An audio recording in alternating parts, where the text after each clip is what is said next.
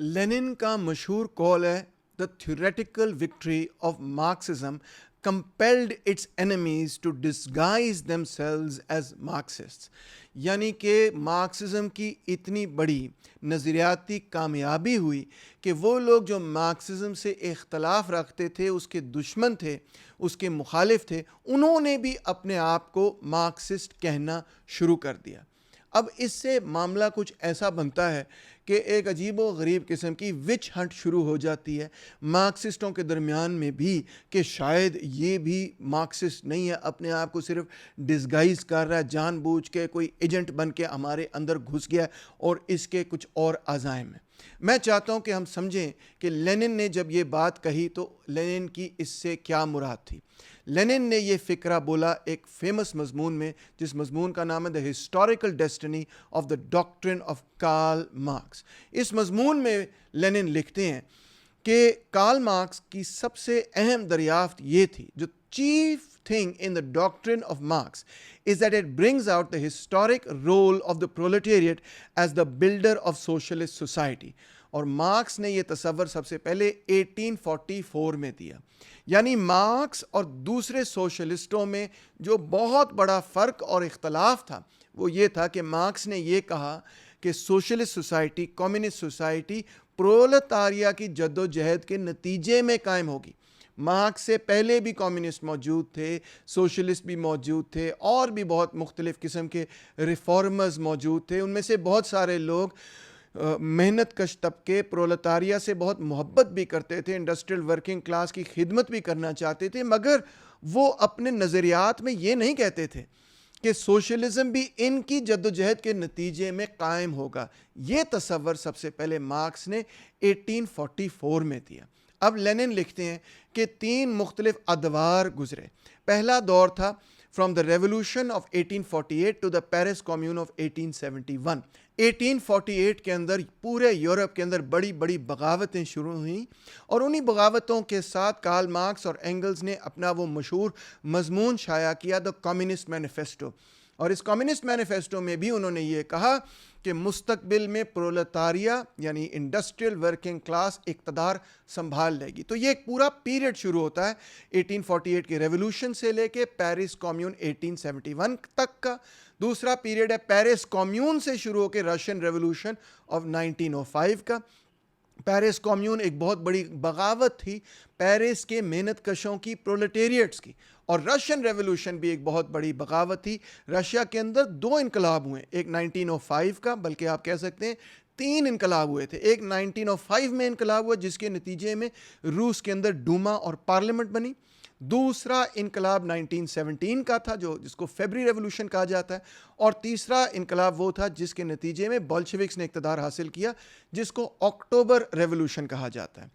खैर, बहरहाल ये अक्टूबर रेवोल्यूशन की कहानियाँ तो बाद की बात है। ये मजमून जो कि 1913 में लिखा गया था, लेनिन की मुराद सिर्फ ये थी कि जो 1905 का रशियन रेवोल्यूशन हुआ, यानी कि इस मजमून में जो तारीख देखी गई है वो 1844 से लेके तो 1913 तक ही देखी गई है और इसको 3 मुख्तलिफ अदवार के अंदर तकसीम किया गया, 48 टू 71, 71 टू 1905 और 1905 से आगे 1913 तक। अब देखते हैं लेनिन ने इन अदवार के बारे में क्या कहा। लेनिन कहता है 1848 से लेके 1871 तक लिखता है Marxist doctrine bye no means dominated. Marks के ख्यालात अभी छाए नहीं थे। It was only one of the very numerous groups और ट्रेंड्स ऑफ सोशलिज्म। यानी कि लेनिन ये नहीं लिख रहा कि तमाम इंटेलिजेंसिया पर मार्क्स के ख्यालात छाए या नहीं छाए। वो सवाल ये कर रहा है कि वो लोग जो कि सोशलिज्म की हमायत करते थे उनमें बहुत सारे मुख्तलिफ ट्रेंड्स पाए जाते थे। ये तमाम ट्रेंड्स अपने आप को सोशलिस्ट कहते थे। इसमें यूटोपियाई सोशलिस्ट भी थे और लोग भी थे। लेनिन इस पूरी तस्वीर में उन लोगों को देख ही नहीं रहा जो अपने आप को सोशलिस्ट नहीं कहते। वो कह रहे सिर्फ वो लोग जो अपने आप को سوشلسٹ کہتے ہیں ان میں کون سے ٹرینڈز موجود تھے.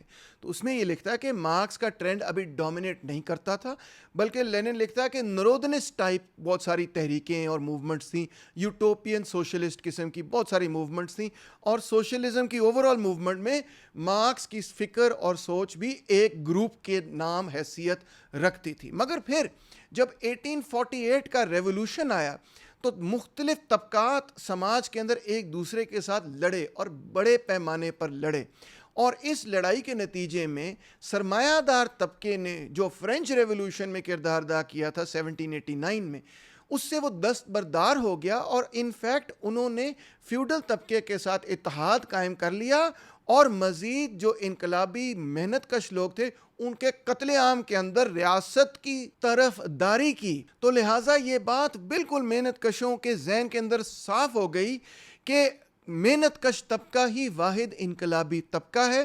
وہ تمام خیالات جو یہ کہتے ہیں کہ طبقاتی جدوجہد ضروری نہیں سوشلزم کے لیے, یا سیاست میں طبقاتی جدوجہد کلاس پالیٹکس کوئی ضروری نہیں, وہ سب چیزیں بالکل 1848 کے تجربے کے نتیجے میں لوگوں کے ذہن سے نکل گئیں. وہ نظریات تمام نکل گئے, وہ یوٹوپیائی خیالات مکمل طور پہ نکل گئے, اور محنت کشوں نے مارکسزم کو اپنانا شروع کر دیا. یہ ساری ڈیولپمنٹ 1871 تک چلتی رہی, یعنی کہ 1848 سے لے کے 1871 تک تیزی سے مارکسزم پھیلتا چلا گیا, اور محنت کش طبقے نے, یورپ کے محنت کش طبقے نے مارکسسٹ سوچ اپنانی شروع کر دی, اور خاص طور پہ جو لیفٹ کے لوگ تھے جو اپنے آپ کو سوشلسٹ کہتے تھے, انہوں نے مارکسسٹ سوچ اپنانی شروع کر دی. وہ لینن لکھتا ہے کہ 1848 کا جو انقلاب ہے وہ تقریباً پورا پروسیس 1871 میں جا کے کلوز ہو جاتا ہے. یہ ایک پورا پیریڈ ہے جس کے اندر ایک جدوجہد ہو رہی. کس چیز کے لیے جدوجہد؟ دا ریپبلک کے لیے. ریپبلک کیا چیز ہے؟ ریپبلک کا مطلب یہ ہے کہ اب بادشاہت کا نظام نہیں رہے گا, بادشاہ حکمرانی نہیں کرے گا, انفیکٹ پارلیمنٹس قائم ہوں گی. اور مزید لینن یہ لکھتا ہے کہ ان پارلیمنٹس کو قائم کرنے میں کلیدی کردار اب سرمایہ دار طبقے نے ادا نہیں کیا, بلکہ it was consolidated solely to the heroism of the proletariat. Proletariat کے ہیروئزم, جدوجہد, قربانی کے نتیجے میں بادشاہتیں یورپ کے اندر ختم ہوئی, ٹوٹیں, اور پارلیمنٹس قائم ہوئے. بادشاہتوں کا ٹوٹنا اور پارلیمنٹس کا قائم ہونا ایک بہت بڑا تاریخی قدم تھا. کیوں؟ کیونکہ ایسی سچویشن میں, ایسی ریاست میں, لینن لکھتے ہیں the form of political organization in which class relations appear in their most unconcealed form, یعنی کہ جب پارلیمنٹ قائم ہو جاتی ہے تو بڑا صاف صاف اور واضح طور پر آپ کو نظر آنا شروع ہو جاتا ہے کہ طبقاتی اختلافات ہیں کیا. جب تک پارلیمنٹس قائم نہیں تھے, صرف ایک بادشاہ تھا, تو پتہ نہیں چلتا تھا کہ کون سا طبقہ کس چیز کے لیے کھڑا ہے, کیا چاہ رہا ہے, اس کی کیا اسٹرینتھ ہے, اس کی کون سی پارٹی. اب جب پولیٹیکل پارٹیز کو اجازت ملی, پارلیمنٹس قائم ہوئی, ووٹنگ وغیرہ کا پروسیس شروع ہوا, تو صاف صاف واضح نظر آنا شروع ہو گیا کہ سرمایہ داروں کی یہ پارٹی ہے, محنت کشوں کی وہ پارٹی ہے, کسانوں کی یا پیزنٹس کی فلانی پارٹی ہے. سب چیزیں نظر آنی شروع ہوئیں. اور اسی پیریڈ میں لینن لکھتا ہے پری مارکسین سوشلزم واز ڈیڈ. وہ سوشلزم جو کہ مارکس سے پہلے کا سوشلزم تھا, یوٹوپیائی سوشلزم, وہ اپنی موت مر گیا. اس پیریڈ کے اندر پہلی دفعہ پرولٹیریٹ پارٹیز پیدا ہوئیں, ٹریڈ یونینز پیدا ہوئیں, کلچرل آرگنائزیشنز پیدا ہوئیں, اور قسم کی میوچول ایڈ سوسائٹیز پیدا ہوئیں. بلکہ یہی وہ پیریڈ ہے 1864 سے 1872 کا پیریڈ کہ جب مختلف ورکنگ کلاس پارٹیز اکٹھی ہوئیں اور انہوں نے اپنا نام رکھا دا فرسٹ انٹرنیشنل. اور جرمنی کے اندر ایک بہت بڑی مارکسسٹ پارٹی قائم ہوئی جس کا نام تھا the German social democratic party.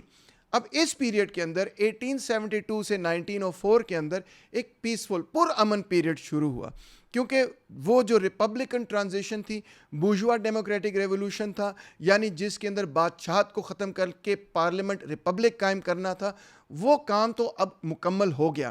اور ایسٹ کے اندر لینن لکھتے ہیں ابھی کوئی انقلابی لہر بڑھی نہیں تھی, ایسٹ ابھی خاموش تھا, یعنی انڈیا, چین, ایران وغیرہ افریقہ کے اندر لوگ خاموش بیٹھے تھے. یورپ کے اندر یہ ٹرانزیشن مکمل ہو گئی تھی. تو یعنی کہ مارکس کے خیالات کم سے کم یورپ کے بائیں بازو کے اندر پھیل گئے اور انہوں نے اپنی مکمل کامیابی بھی حاصل کر لی اور اب وہ دوسری دنیا میں پھیلتے چلے گئے. اس پہ لینن تفصیل سے لکھتے ہیں, ذرا سنیں کہ the dialectics of history was such that the theoretical victory of Marxism compelled its enemies to disguise themselves as Marxists.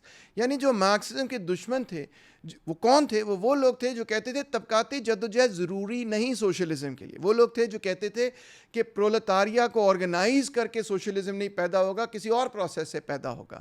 تو لینن لکھتا ہے اس دور کے اندر لبرلزم روٹن ود اٹ, اندر سے بالکل کھوکھلا ہو چکا تھا, try to revive itself in the form of socialist opportunism. liberals نے بھی اپنے آپ کو سوشلسٹ کہنا شروع کر دیا, مگر سوشلسٹ وہ اپنے آپ کو کہہ ضرور رہے تھے, مگر جو تھیوری اس کے حوالے سے پیش کر رہے تھے کہ یہی تھیوری ہے سوشلزم کی, وہ آف کورس ایک لبرل تھیوری تھی, مگر بار بار وہ لوگوں کو یہ سکھا رہے تھے کہ یہی مارکسزم ہے. they interpreted the period of preparing the forces for great battles as renunciation of these battles. اب جبکہ جنگیں کچھ ہو چکی تھیں اور مزید آگے جا کے اور جنگیں ضرور ہونی تھیں اور کچھ پرامن دور پیدا ہوا, اس پرامن دور میں انہوں نے یہ کہا کہ اب جنگیں ہونی ہی کبھی نہیں ہیں. Improvement of the conditions of the slaves to fight against wage slavery they took to mean the sale by the slaves of their right to liberty for a few pence. یعنی کہ ہم یہ کہتے تھے, مارکسسٹ یہ کہتے تھے کہ یہ غلامی کا نظام ختم ہونا چاہیے, وہ یہ کہتے تھے کہ اس غلامی کے نظام میں چلو 4 ٹکے آپ کو زیادہ مل جانے چاہیے. پھر دوسری بات, دے کریونلی پریچڈ سوشل پیس, وہ کہتے تھے کہ نہیں سماج میں امن و امان ہونا چاہیے, طبقاتی جد و جہد نہیں ہونی چاہیے, یعنی پیس ود دا سلیو اونرز. وہ لوگ جو غلامی کا نظام قائم کر رہے تھے, غریبوں کی غلامی, ان کے ساتھ یہ امن چاہتے تھے. Renunciation of the class struggle etcetera, وہ کہتے تھے اب طبقاتی جد و جہد کی ضرورت نہیں ہے. They had very many adherents among socialist members of parliament, ان کے بہت سارے فالوورز تھے جو کہ سوشلسٹ تھے اور ممبرز آف پارلیمنٹ بھی تھے. Various officials of the working class movement, محنت کش طبقے کی تحریک, ٹریڈ یونینز کے بھی بہت سارے لیڈرز ان کی بات مانتے تھے, اینڈ دا سمپتھائزنگ انٹیلیجنسیا, اور انٹلیکچوئلز میں بھی بہت سارے ایسے لوگ تھے جو لبرلز کی اس لائن کو فالو کرتے تھے, اگرچہ بظاہر وہ اپنے آپ کو سوشلسٹ ہی کہتے تھے. تو یہ کون لوگ تھے جو کہ لینن کہتا ہے اینیمیز آف مارکسزم تھے, ڈسگائزڈ ایز مارکسسٹ؟ 3 چیزیں آپ کو نظر آئیں اسی پیراگراف کے اندر. پہلی یہ بات کہ یہ وہ لوگ تھے جو کہتے تھے کہ غلامی کا نظام نہ ٹوٹے, بس غلاموں کو تھوڑی سی بہتر اجرت مل جائے, جس طرح کے سوشل ڈیموکریٹس کہتے ہیں. دوسری یہ بات کہ وہ کہتے تھے طبقاتی جدوجہد نہیں کرنی, سماجی امن قائم کرنا ہے. اور تیسری بات یہی کہ وہ کہتے تھے اب طبقاتی جدوجہد ویسے ہی ختم ہو گئی ہے اور مزید دوبارہ سے پیدا بھی نہیں کی جا سکتی, قائم بھی نہیں کی جا سکتی, منظم بھی نہیں کی جا سکتی, اس کی ضرورت بھی نہیں. یہ 3 چیزیں میں نہیں کہہ رہا ہوں, لینن نے صاف لکھی ہیں کہ سوشلسٹ ہوتے تھے مگر پھر بھی وہ یہ باتیں کہتے تھے. دوبارہ دیکھ لیتے ہیں کہ نظام کو نہیں تبدیل کرنا, نظام میں غریبوں کو کچھ بہتر مراد مل جائے. دوسری بات یہ کہ حکمران طبقے سے سماجی امن قائم کیا جائے, اور تیسری بات اسی سے ملی جلی, یعنی کہ طبقاتی جد و جہد کو چھوڑ دیا جائے. اب لینن کہتا ہے 1905 کے اندر نئے انقلاب شروع ہو گئے. روس کے اندر انقلاب زار کے خلاف, جس کے نتیجے میں ڈوما یعنی پارلیمنٹ قائم ہوئی, اور اس کے ساتھ ساتھ ٹرکی کے اندر بھی انقلابی لہر پھیل گئی, پرشیا کے اندر بھی دستوری انقلاب ہوا, اور چین کے اندر بھی اینٹی کلونیل نیشنلسٹ موومنٹ ابھرنی شروع ہوئی. تو لینن لکھتا ہے after the experience both of Europe and Asia, anyone who speaks of non-class politics and non-class socialism ought simply to be put in a cage exhibited alongside the Australian kangaroo or something like that. اب دیکھیں نہ صرف Europe کے اندر طبقاتی جدوجہد تیزی سے ہو رہی ہے, بلکہ ایشیا کے اندر بھی طبقاتی جدوجہد تیزی سے ہو رہی ہے. اب جو بھی بندہ یہ بات کہتا ہے کہ سیاست ہم کرنے کے لیے تیار ہیں مگر وہ طبقاتی سیاست نہیں ہونی چاہیے, اس کو تو کسی میوزیم میں کھڑا کر دینا چاہیے, کیونکہ اس کو سمجھ ہی نہیں آئی کہ اب نہ صرف یورپ کے اندر بلکہ ایشیا کے اندر ہر جگہ یہی چیز نظر آ رہی ہے کہ سیاست در حقیقت طبقاتی جدوجہد کا ہی ایک اور نام ہے. اب دیکھیں اس کے بعد ہوئی ورلڈ وار 1, رشین ریولوشن ہوئی, اس کے بعد ہوئی ورلڈ وار 2, اس کے نتیجے میں چائنیز ریولوشن, اور پورے ایسٹ ایشیا کے اندر کوریا, ویتنام, انڈو چائنا کے اندر انقلابی لہر پھیل گئی, اور ڈی کالونائزیشن بھی ہم نے دیکھی. میں بہت ساری ہسٹری اب سکپ کروں گا کہ سوویت یونین کے ساتھ کیا ہوا کیا نہیں ہوا, مگر اہم بات یہ ہے کہ 1991 کے اندر سوویت یونین ٹوٹ گیا. سوشلسٹوں کو, کمیونسٹوں کو وہاں سے شکست ہوئی. شکست ہونے کے نتیجے میں وہ پوری ریاست ہی پاش پاش ہوئی، اس کی اکانومی مکمل طور پہ تبدیل کر دی گئی، تمام کی تمام چیزوں کی نج کاری کر دی گئی۔ ان چیزوں کو میں نے اور لیکچرز میں بیان کیا ہے۔ یہاں پہ آپ کو یہ بتانا چاہوں گا کہ ان سب چیزوں کے نتیجے میں خاص طور پہ سوویت یونین کے اندر جو کاؤنٹر ریولوشن ہوا، رد انقلاب ہوا، سوشلزم ٹوٹا، اس کے نتیجے میں عالمی طور پہ جو انٹلیکچول ٹرینڈز تھے وہ کیا بنے۔ ہم دیکھتے ہیں کہ یہی وہ دور ہے جس کے اندر پوسٹ ماڈرنزم تیزی سے آگے آتا ہے، یہی وہ دور ہے جس کے اندر ریڈ پالیٹکس کی جگہ جو لیفٹ آف اسپیکٹرم ہے وہاں پہ گرین پالیٹکس تیزی سے سامنے آتی ہے۔ اس پیریڈ کے اندر لوگوں نے یہ کہنا شروع کر دیا کہ مارکسسٹ لیننسٹ سیاسی پارٹی نہیں بنانی، بلکہ براڈ لیفٹ کوئی پارٹی بنا لیں، سارے لیفٹسٹوں کو ملا لیں، مارکسسٹ بھی اس کے اندر ہوں، مارکسسٹ لیننسٹ بھی اس کے اندر ہوں، سوشل ڈیموکریٹ بھی اس کے اندر ہوں، اس کے اندر لبرلز بھی ہوں، جتنے لوگ جڑ سکتے ہیں وہ جڑ جائیں۔ یہ جب جتنے لوگ جڑ سکتے ہیں جڑ جائیں، جب عمل ہوتا ہے تو در حقیقت اس میں جو پروگرام پیش کیا گیا تھا وہ نہیں تھا جو مارکسسٹوں کا پروگرام تھا کہ طبقاتی جد و جہد کے نتیجے میں ہم محنت کش طبقے کا اقتدار قائم کریں گے، بلکہ وہ ایک سوشل ڈیموکریٹک پروگرام تھا کہ اس نظام کے اندر اب ہمیں کام کرنا پڑے گا، چلو مزدوروں کے لیے کچھ بہتر مراد کے لیے جد و جہد کریں۔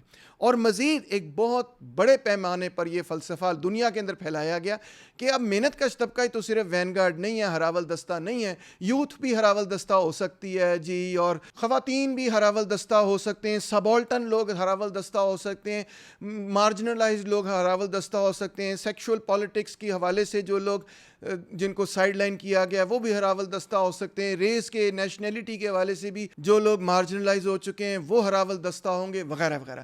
یعنی محنت کش طبقے کے حوالے سے جو تھیسس تھا کہ ان کے اتحاد کے نتیجے میں ہی سوشلزم قائم ہو سکتا ہے، اس کو ابینڈن کیا گیا، اس پر تنقید کی گئی، اس کو پیچھے پھینک دیا گیا، اور یہ کہا کہ بس تمام مظلوموں کا کوئی ملا جلا قسم کا براڈ لیفٹ اتحاد کر لیں گے تو اسی کے نتیجے میں کوئی نیا سماج، سوشلسٹ سماج پیدا ہو جائے گا۔ مزید انہوں نے یہ کہا کہ یہ جو پارٹیاں قائم ہوتی ہیں ایک ڈیموکریٹک سینٹرلزم کے نتیجے میں، یہ سینٹرلزم ہمیں قبول نہیں، بس سارے برابر ہونے چاہیے، سب کے لیے درمیان برابری ہونی چاہیے، کوئی ہائرارکی نہ ہو، کوئی سینٹرل کمیٹی نہ ہو، کوئی جنرل سیکرٹری نہ ہو، کوئی لیڈرشپ کا سٹرکچر نہ ہو، اور آخر میں یہ کہ ڈکٹیٹرشپ آف دا پرولٹیریٹ، یعنی کہ لیفٹسٹوں نے یہ کہنا شروع کر دیا کہ ڈکٹیٹرشپ آف دا پرولٹیریٹ یعنی مزدور طبقے کا اقتدار تو در حقیقت ایک بہت بری آمریت ہے عوام کے خلاف، حالانکہ اس کا اپنا فلسفہ یہ کہتا ہے کہ یہ عوام کی بیشتر اکثریت کی آمریت ہے ان لوگوں کے خلاف جو کہ استحصال کرتے ہیں، اور در حقیقت یہی ڈیموکریسی کی ٹرو اسپرٹ ہے کہ عوام جو ہے وہ اقتدار حاصل کرے، پرولٹیریٹ جو ہے وہ عوام کو اپنے ارد گرد آرگنائز کرے، وہ ہراول دستے کا کردار ادا کرے، اور اس کے نتیجے میں وہ ایک ایسی ریاست قائم کرے جو کہ عوام کی سچی نمائندگی کرتی ہو۔ مگر لوگوں نے کہا نہیں نہیں نہیں، یہ تو ایک پارٹی ڈکٹیٹرشپ بلکہ ایک شخصی ڈکٹیٹرشپ بن جاتی ہے، ہمیں یہ نہیں چاہیے۔ بہت بڑے پیمانے پر دنیا کے اندر جو بائیں بازو کے لوگ ہوا کرتے تھے انہوں نے ان نقطہ نظر کو اڈاپٹ کر لیا، قبول کر لیا، اور کہا کہ اب مارکسزم بنیادی طور پہ آؤٹ آف ڈیٹ ہے۔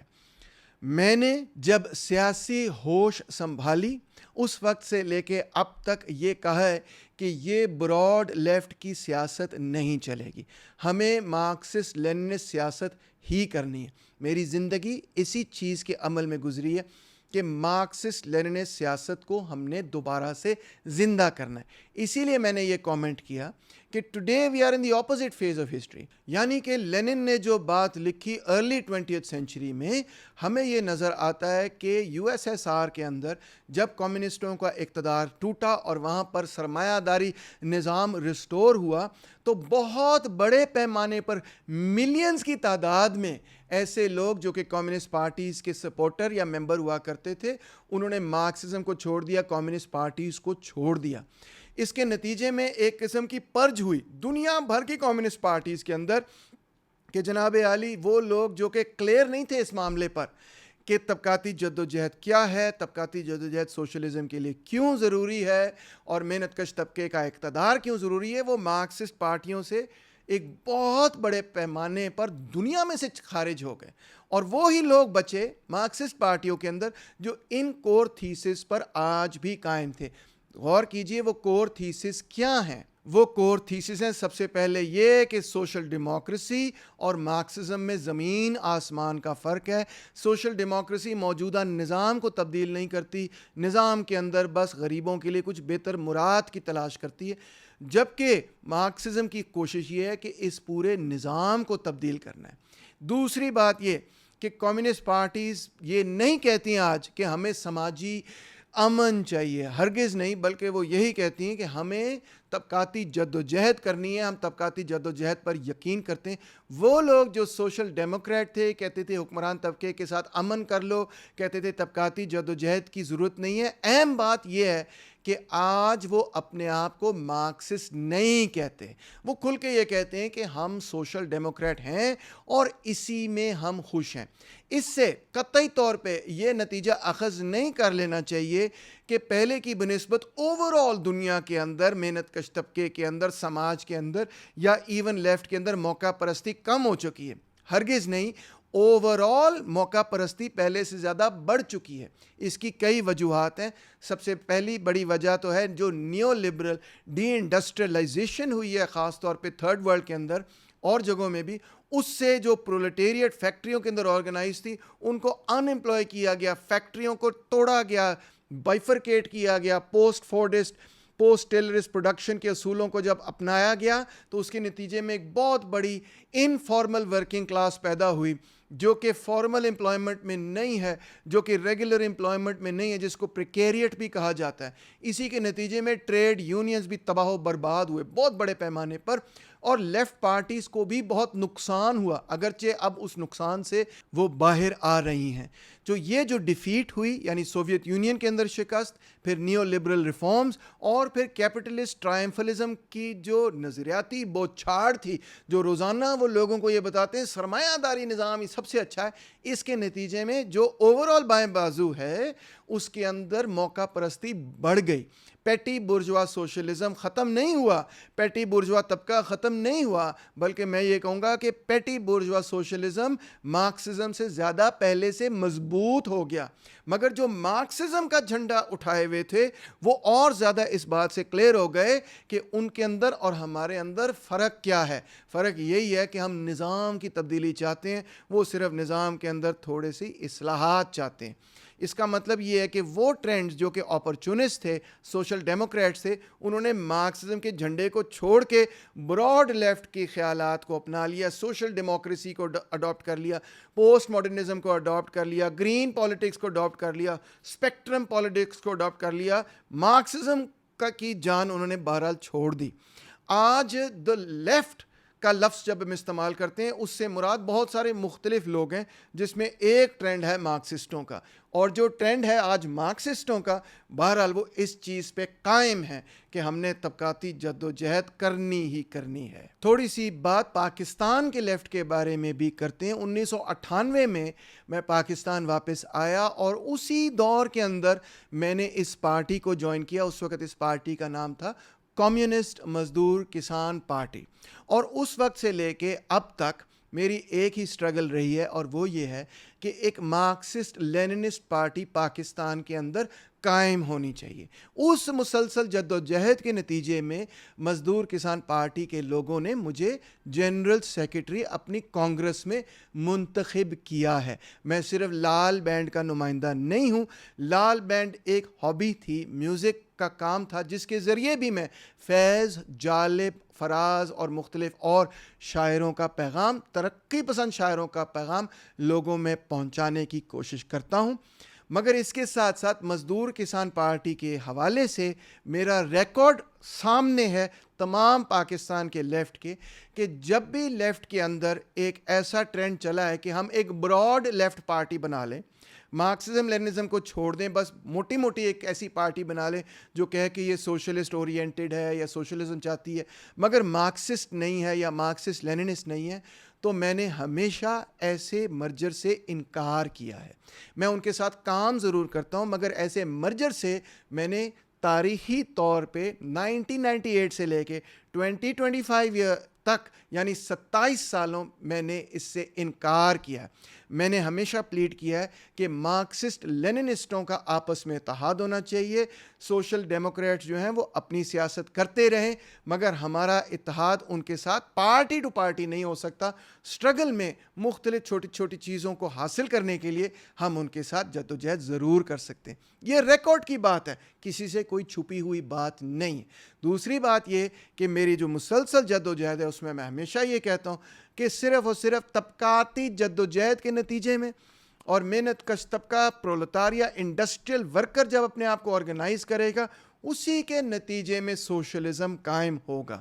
یہ آن ریکارڈ باتیں, یعنی کہ جو چیزیں لینن نے کہیں کہ یہ اینیمیز آف مارکسزم ہیں, وہ الزام میرے پہ آپ قطعی طور پر نہیں لگا سکتے. تو الزام پھر لگایا ہی کیوں؟ لگایا اس وجہ سے کیونکہ جو اصل ڈیبیٹ ہے وہ اس حوالے سے ہے کہ اس وقت بائیں بازو کے اندر دو مختلف رائے پائی جاتی ہیں. ایک رائے یہ ہے کہ جناب علی روس اور چین دونوں اب سامراجی ملک ہیں. اس کو نام دیا گیا ہے یوریشین امپیریلزم. یورپ اور ایشیا کا ملا کے رشیا جو ہے وہ یورپ کے اندر بھی ہے اور چین تو اوبویسلی سارے کا سارا ایشیا کے اندر ہے. ان دونوں کی قوتیں جب ملتی ہیں تو اس کو نام دیا جا رہا ہے یوریشین امپیریلزم. اس کو اینالائز کرنا ہے, اس کی سٹڈی کرنی ہے, ڈیپ سٹڈی کی ضرورت ہے کہ کیا واقعی روس اور چین سامراجی ملک ہے یا پھر وہ اپنی قومی آزادی کے لیے جدوجہد کریں. اب سمجھنے کی ضرورت یہ ہے کہ یہ ایک بہت ان پریسیڈنٹڈ سچویشن ہے. یہ ایک ایسی سچویشن ہے جو لینن کے زمانے میں نہیں تھی. یہ ایک ایسی سچویشن ہے جو 20ویں صدی میں, اکثر 20ویں صدی میں 1991 سے پہلے نہیں تھی. کیوں؟ کیونکہ روس اور چین وہ ملک ہیں جہاں پہ سرمایہ داروں اور جاگیرداروں کے اقتدار کو توڑ کے ایک ایسی ریاست قائم کی گئی, ایک ایسا نظام قائم کیا گیا جو کہ محنت کش طبقے یعنی کہ پرولٹیریٹ کا نظام تھا, جس کے اندر ایک سوشلسٹ معیشت کو قائم کیا گیا. روس کے اندر 1917 کے اندر یہ ٹرانزیشن ہوئی اور چین کے اندر 1949 کے اندر یہ ٹرانزیشن ہوئی. ٹرانزیشن سے میری مراد یہ ہے کہ ریاستیں محنت کشوں کے کنٹرول میں آ گئیں. اوبویسلی جو اکنامک چینجز تھے وہ فوری طور پہ تو نہیں ہو سکتے تھے کیونکہ روس اور چین دونوں کے دونوں ایڈوانسڈ کیپٹلسٹ کنٹریز نہیں تھیں اور یہاں پہ بہت بڑی تعداد میں پیٹی بورژوا موجود تھی. تو ان کی ٹرانسفارمیشن, لینن خود لکھتا ہے, ایک وقت اس کو درکار تھا, ایک لانگ پروسیس آف ٹرانسفارمیشن تھی جو کہ پھر آہستہ آہستہ شروع ہوئی. اب روس کے اندر یا رادر سوویت یونین کے اندر 1991 میں ایک مکمل کاؤنٹر ریولوشن ہو گیا. کمیونسٹ پارٹی کا اقتدار ختم ہو گیا, ریاست ہی مکمل طور پہ ٹوٹ گئی. اور اس کے ساتھ ساتھ چین کے اندر 1980 کی دہائی سے ہم یہ دیکھتے ہیں تیزی سے ایک کیپٹلسٹ سیکٹر پیدا ہوتا چلا گیا جو کہ پہلے اسپیشل اکنامک زونز میں قائم ہوا اور پھر اسپیشل اکنامک زون سے اوبویسلی وہ اور آگے بڑھتا چلا گیا, جس کی وجہ سے لوگوں نے یہ کہنا شروع کیا کہ چین بھی اب کیپٹلسٹ ہو چکا ہے. اگرچہ ریاستی ڈھانچہ آج وہاں پہ وہی ہے جو 49 میں قائم ہوا تھا, جو پارٹی اقتدار میں ہے وہ بھی وہی ہے یعنی کمیونسٹ پارٹی آف چائنا, مگر پھر بھی لوگوں نے یہ کہا کہ جس یہ نام کی رہ چکی ہے, اصل میں نظام مکمل طور پہ تبدیل ہو چکا ہے.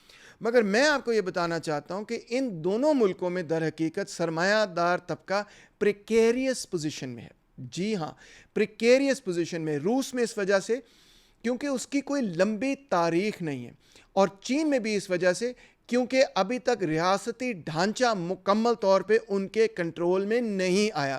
کسی وقت بھی ان کو ریورس گیئر لگ سکتا ہے. برجوازی اگر روس اور چین میں قائم رہتی ہے تو قائم رہتی اس وجہ سے کیونکہ ویسٹرن امپیریلزم ان کی امداد کرتا ہے, ان کو سپورٹ کرتا ہے, ان کو اپ ہولڈ کرتا ہے. میں آپ کو اس لینن کی تحریر کا بھی حوالہ دینا چاہوں گا جس میں لینن یہ لکھتا ہے کہ روس کے اندر اب پرولتاریہ برجوازی سے زیادہ طاقتور ہو چکی ہے, مگر کیونکہ بین الاقوامی اعتبار سے برجوازی زیادہ طاقتور ہے اس لیے روس کی برجوازی بھی یہی امید رکھتی ہے کہ بین الاقوامی برجوازی سرمایہ دار طبقہ ہمیں دوبارہ اقتدار دلوائے گا. اور روس کے اندر جو برجوازی ہے اور چین کے اندر جو برجوازی ہے اس کی بھی در حقیقت یہی امیدیں رہی ہیں کہ ویسٹرن امپیریلزم کے ساتھ اگر ہم جڑیں گے تو ان کے نتیجے میں ہمیں اقتدار یا تو ملا تھا 1991 کے بعد, یا ملے گا چین کے اندر، ان کی ساری امیدیں اس کے ساتھ جڑی. اس کا مطلب یہ ہے کہ جیسے ہی روس چین ڈی کپل ہوتے ہیں، یعنی ان کا تعلق ویسٹ کے ساتھ ٹوٹ جاتا ہے، تو اس کے نتیجے میں ان ملکوں کے اندر جو برجوازی ہے وہ بھی ایک دم سے بہت بڑے پیمانے پر، بہت بڑے حوالے سے کمزور ہو جاتی ہے، کیونکہ اس کی ساری سٹرینتھ ہی انٹرنیشنل کیپٹل کے ساتھ در حقیقت جڑی ہوئی ہے. وہ سرمایہ جو امریکہ سے آ کے چین میں لگتا ہے، چین کے اندر جو برجوازی ہے اس سرمایہ کے ساتھ جڑی ہوئی ہے.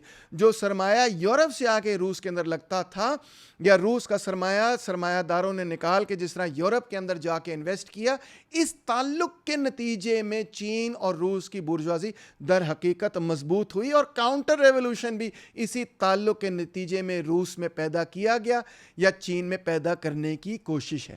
یہ دوستوں ایک انپریسیڈنٹڈ سچویشن ہے جس کو ہمیں ایگزامن کرنے کی ضرورت ہے. یہ کہے بغیر کہ فلاں فلاں اپرچونسٹ ہو گیا، یہ ہو گیا، وہ ہو گیا، میں ان کی سنسیئرٹی پر ڈاؤٹ نہیں کرتا چاہتا، بٹ یہ آپ کو بتانا چاہتا ہوں کہ دو مختلف لائنیں اب مارکسسٹوں میں پائی جاتی ہیں.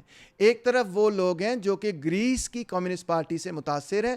گریس کی کمیونسٹ پارٹی نے کھلم کھلا کے یہ کہا ہے کہ ایک طرف ویسٹرن بلاک ہے، ہم اس کے بھی خلاف ہیں، اور دوسری طرف یوریشین امپیریلزم ہے، روس چین بھی سامراجی ممالک ہیں، ہم ان کے بھی خلاف ہیں. یہ دو امپیریلسٹ بلاکس ہیں، دونوں کے ہم خلاف ہیں. KKE کی بھی یہ پوزیشن ہے، اور KKE کی میں بہت عزت کرتا ہوں. بڑی زبردست پارٹی، بڑی قربانیاں دی ہیں، اور بہت ان کی زبردست جد و جہد ہے، اس میں کوئی شک نہیں. اور پاکستان کے اندر بھی جو کمیونسٹ پارٹی آف پاکستان ہے وہ بھی KKE کی اس پوزیشن کو فالو کرتی ہے. دوسری طرف وہ کمیونسٹ پارٹیاں ہیں جو کہتی ہیں کہ امپیریلزم کی ایک نئی ڈرائیو ہے، ان کی ایک نئی کوشش ہے، نیٹو کنٹریز کی ایک نئی کوشش ہے کہ وہ ملک جو کسی نہ کسی شکل میں آج کوئی قومی خود مختاری پر عمل کرتے ہیں، اپنی قومی خود مختاری کو اسرٹ کرنے کی کوشش کرتے ہیں، ان ملکوں کی ریاستوں کو توڑنے کی ایک بہت بڑی ڈرائیو کی جا رہی ہے، جس سے ان ریاستوں کے لوگوں کو، عوام کو، یعنی روس اور چین کے عوام کو بے تحاشا نقصان ہونے جا رہا ہے. روس چین دنیا کو فتح کرنے کی جدوجہد نہیں کر رہے، بلکہ اپنی قومی خود مختاری کو بچانے کے لیے دنیا کے ملکوں سے رابطے قائم کر رہے ہیں، اور اپنے آپ کو اس نئے سامراجی اسالٹ، اس نئے سامراجی تسلط سے بچانے کے لیے اتحاد کر رہے ہیں. ان کا یہ خیال ہے کہ یہ سامراجی اسالٹ اگر ہو گیا تو ان کی سوسائٹیز نے جتنی کو ترقی کی ہے وہ ساری کی ساری تباہ و برباد ہو جائے گی. بالکل اسی طرح جس طرح کہ عراق تباہ و برباد ہو گیا، سیریا تباہ ہو گیا، لیبیا تباہ ہو گیا، افغانستان تباہ و برباد ہو گیا، ان ملکوں کے ساتھ بھی وہی کچھ ہونے جا رہا ہے. لہٰذا وہ اپنی قومی خود مختاری کے لیے لڑ رہے ہیں. مزدور کسان پارٹی کا بھی یہ موقف ہے، اور انفیکٹ میں آپ کو یہ بتاؤں کہ دنیا بھر کی جو بڑی بڑی پارٹیاں ہیں اور میجورٹی کمیونسٹ پارٹیاں ہیں، ان کا بھی یہ نقطہ نظر ہے. ظاہری بات ہے جو کمیونسٹ پارٹی رشیا کی ہے اس کا بھی یہ نقطہ نظر ہے، چین کی پارٹی کا بھی یہ نقطہ نظر ہے، انڈیا کی CPI CPM کا بھی یہ نقطہ نظر ہے. مگر یہ بھی کہنا ضروری ہے کہ اس پہ ابھی خاصی ڈیبیٹ جاری و ساری ہے. یہ ہے در حقیقت وہ سوال جس پہ ہمارا اختلاف موجود ہے. ہمارا اختلاف اس چیز پر موجود نہیں ہے کہ مارکسزم کے کور ٹیننٹس، مارکسزم لیننزم کا دفاع کرنا ہے کہ نہیں کرنا. یعنی ہمارے درمیان ڈیبیٹ یہ نہیں ہے کہ سوشل ڈیموکریسی درست ہے یا مارکسزم درست ہے، اس پہ سب لوگ کلیئر ہیں. ہمارے درمیان یہ ڈیبیٹ نہیں ہے کہ طبقاتی جدوجہد ہونی چاہیے کہ نہیں ہونی چاہیے، بالکل ہونی چاہیے. ہمارے درمیان یہ ڈیبیٹ نہیں ہے کہ موقع پرستی کے خلاف لڑنا چاہیے کہ نہیں لڑنا چاہیے، یا پیٹی بورژوا ٹرینڈز کے خلاف لڑنا چاہیے یا نہیں لڑنا چاہیے، ان پہ نظریاتی تنقید کرنی چاہیے نہیں کرنی چاہیے. آف کورس کرنی چاہیے. موقع پرستی کو ایکسپوز کرنا چاہیے، ڈیمونسٹریٹ کرنا چاہیے کہ کیسے موقع پرستی سے وہ ریزلٹس نہیں نکلیں گے جو ہم نکالنا چاہ رہے ہیں. یعنی جس چیز کے حوالے سے لینن نے اپنا مضمون لکھا اور یہ کال بولا اور میں نے پھر اس پہ رسپانس کیا، ان نکات پر کوئی ڈس ایگریمنٹ نہیں ہے. ڈس ایگریمنٹ اگر ہے تو صرف اور صرف اس نئی ڈیبیٹ پر کہ روس اور چین کو کس طرح سے دیکھنا ہے. اگر لوگ موڑ کے یہ تاثر پیدا کرنے کی کوشش کر رہے ہیں کہ جی اصل میں تو مارکسزم لیننزم کے کور فریم ورک سے ہی کوئی انحراف ہے یا اختلاف ہے، تو در حقیقت یا تو وہ خود کنفیوزڈ ہیں یا صرف اور صرف کنفیوژن پھیلا رہے ہیں۔ جب میں عام طور پر لیکچر کرتا ہوں تو میں کوشش کرتا ہوں زیادہ سے زیادہ عوامی ٹرمز کو استعمال کرنا، عوامی اصطلاحات کو استعمال کرنا، مگر یہ لیکچر ہی کچھ اس قسم کا تھا، یہ موضوع ہی کچھ اس قسم کا تھا کہ اس میں مجھے بہت ساری مارکسسٹ ٹرمینالوجی استعمال کرنی پڑی۔